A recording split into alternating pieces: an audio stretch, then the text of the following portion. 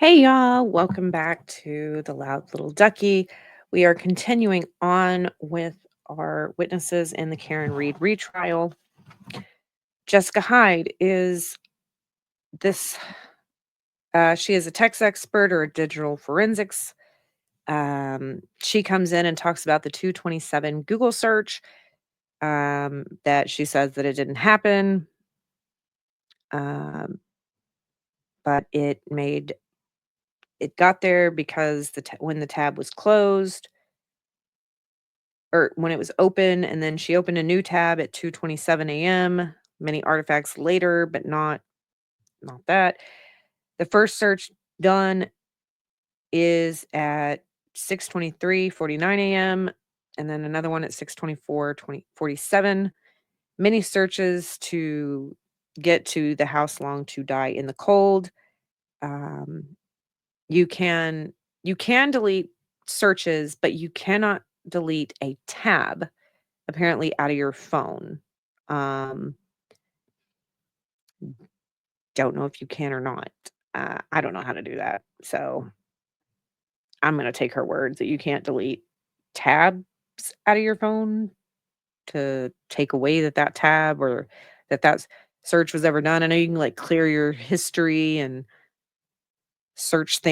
clear your search things and stuff like that. But I don't know if you can clear a tab or delete a tab. No clue. I know you can close one out, but as far as deleting it from ever existing or anything you ever did in that tab, I don't know if you can do that. Um, but she gets into some interesting stuff about the phone and how many calls that our phone will hold. And our phone will hold about 200 at a time. And so if you have 200 calls, if 201 comes in, then call one gets deleted.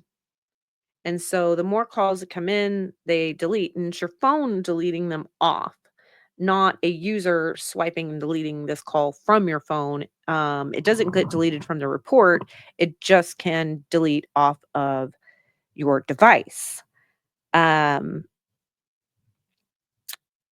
oh, and also in regards to the tab, she doesn't know what else was searched in that tab, just that because it doesn't tell you when you have when you have the 227 timestamp on House Long to Die in Cold, it's just saying that was when the tab was opened, that was the or closed, that was the term, that was the search that was done, and that's what it records as. It does not tell you anything from in between the time you open the tab, and if you recorded 5 things, it only records that one particular thing, which is interesting. And I think to get to those things, you would have to get a search warrant for Google. That's usually how we see things come in, is they have a search warrant from Google, and Google has said these are the things that were searched, not your phone telling you this is what was searched. And that's how we get all the, well, you search this, and this. Our phone doesn't do that. It's just like, okay, this tab was searched and or opened or closed, and when it was, and it made the record, this is what was on the screen when it was in focus and all that. So that was interesting. Um, the phone overwrote on Jennifer McCabe's phone due to making over 200 calls in 3 days. So Jen McCabe was a very, very busy bee.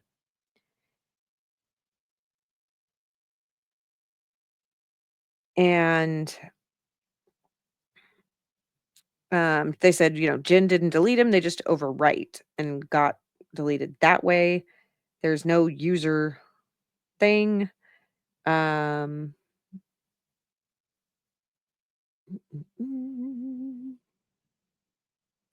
then she goes into talking about like how many audio things can be saved and how many search things can be saved, different things.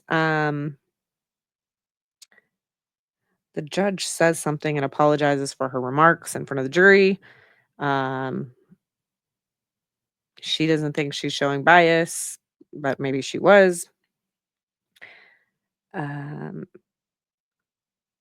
but it's just very interesting that Chen McCabe made so many calls during that time. They don't have all her calls from January 28th till the end of to January 30th or 31st when her phone was handed over.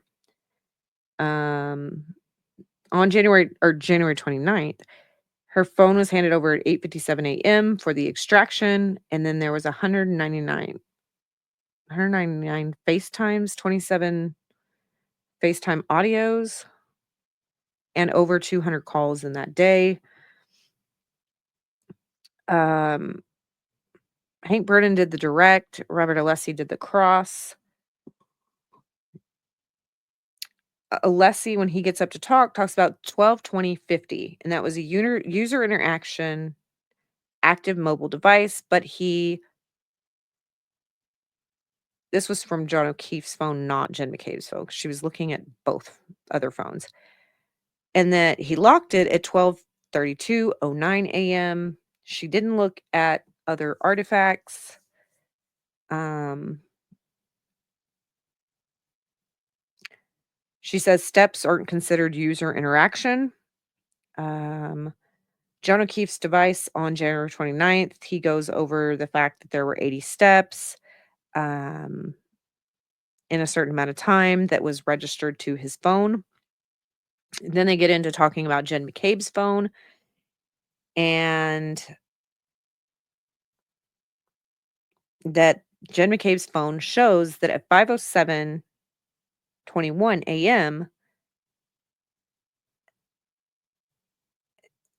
which there's no duration, Jen McCabe calls um, Coco, which is her sister, or I think it's her sister, and it is Julie.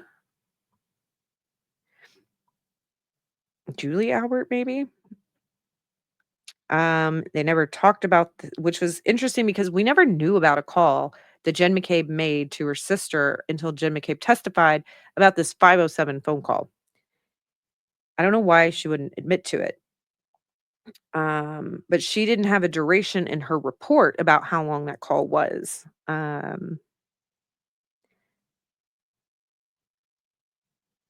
Then Jessica Hyde talks about that she was hired May 4th, 2023.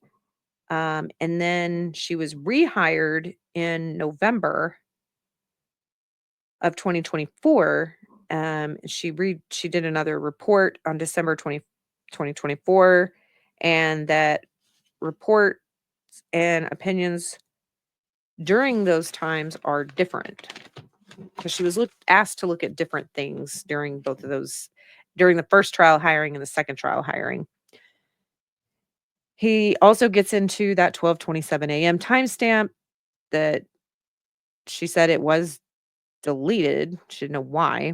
Um, and they were talking about UTC times, but she didn't calculate UTC times to local times. She broke it down wrong on the timestamps. She says she doesn't know why the timestamp is 2:27. It's definitely an unknown. Um, it's good to use multiple tools to see that everything aligns, which is like looking at different things in different phones, looking at a Celebrite report compared to an Axiom report. Um, and then she also talks about now in the report, the Celebrites removed the timestamp, even though the data is still there, but it doesn't allow it to be shown. Um,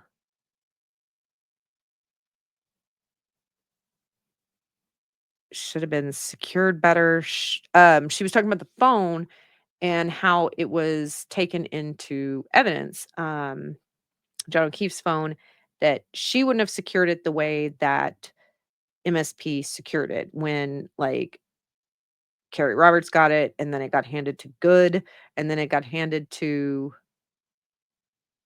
Proctor, o and things like that, and it was never put in airplane mode, it wasn't put in a Faraday bag. Hyde is saying that she would have done that to secure and better preserve that phone, which MSP didn't do. So she would have taken it into custody differently and better. Hank Burden gets back up on redirect and talks about that Tully contacted her, and she was told to look at the thing by Tully and the district attorney's office. She didn't view the 6:04 AM until later. She had no access. She says it should have been kept in a Faraday bag. She has no clue about the 6:04 um, AM and the phone being in motion until 6:15 AM. How Long to Die in Cold was not in the history database of search things. Um, and then she talks about last movements of the phone is at 12:31:36 to 12:32:16. Unless he gets back on recross, that he says there's no reason in a release note about why 227 is unreliable. Because defense wants to say, no, this 227 is reliable and this report should be accurate. But now Celebrate says, no, it's not accurate. And this is like one of the leading tools in, data forensics, data analysis, and stuff like that. And it's been screwing things up. How many people are in jail because of something like this? Um, they just did further research. Axiom shows the time where it's expected. Axiom recovers the 227 where Celebrate doesn't. Um, and that if the phone is not collected properly when they get it by putting in airplane mode or a Faraday bag and things like that, that things in the phone can be overwritten and um, if it's not secured properly. So that was pretty much um, Jessica Hyde's. They played a clip after Jessica Hyde's testimony that was from the docuseries from April 30th, 2024, where Karen Reed's talking about, it's either herself, Karen Reed, or Jen McCabe, but one of them is going down. Um, so I don't know how bad that clip is. Some clips have been good for Karen Reed, some clips haven't been great. But Jessica Hyde was some of her stuff, that 200 phone calls and Jen McCabe being a busy bee was the most interesting part to me about Jessica Hyde's testimony. We saw her last year and she kind of just reiterated and boosted Ian Whiffen's stuff, which I thought you weren't allowed to have. Um, Cumulative experts testifying about the same thing because the defense isn't allowed to, but um, they can have two data forensics. I think they were looking almost basically at the same stuff, even though Hyde's was more focused on the Google search um, than Ian Whiffen's was. Ian Whiffen's was the bigger forensics data expert, tech analysis than Hyde. So that is it for Jessica Hyde. This one's fairly quick. If you want to see her testimony more in full, you can. Like I said, I'm not a tech expert, so this stuff, some of this does not make a whole lot of sense to me. Some of it is easier to understand, but it comes down to, do you believe that Jen McCabe made that Google search at 2:27 AM or not? Does Celebrate have it wrong and Axiom have it right? That's up to you, I guess, to determine what you believe. But I will see you guys in the next video. We are just putting these out and batch recording these videos. So you're going to get a lot of them in a row.